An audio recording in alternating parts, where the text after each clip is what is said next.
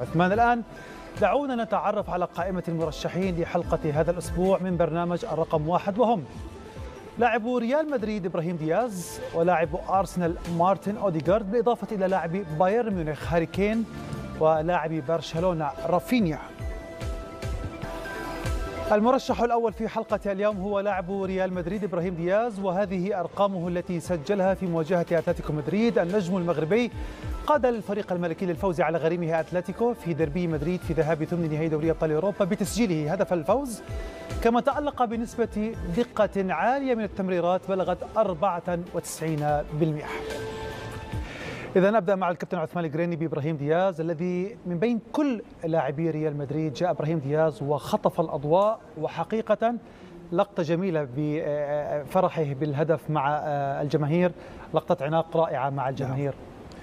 أولا كمدير فني يا سيميوني أو أي مدرب في الدنيا لا تستفز أي لاعب منافس قبل المباراة، خاصة بالتصريحات. صحيح. عندما تشيد بجميع لاعبي ريال مدريد وتنسى إبراهيم دياز.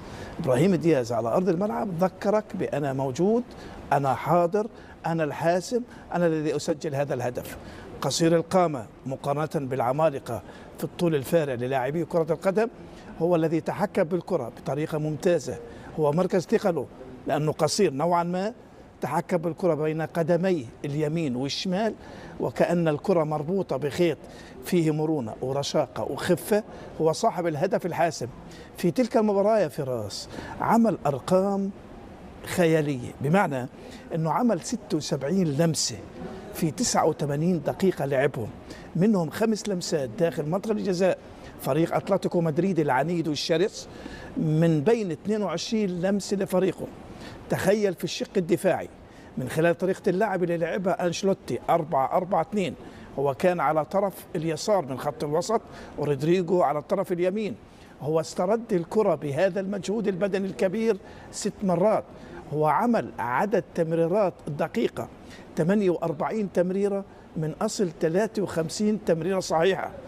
لاحظ بهذه الأرقام، بعدد اللمسات، بعدد التمريرات، بعدد استرداد الكرة، لاحظ كم الجهد البدني الذي بذله إبراهيم دياز في تلك المباراة.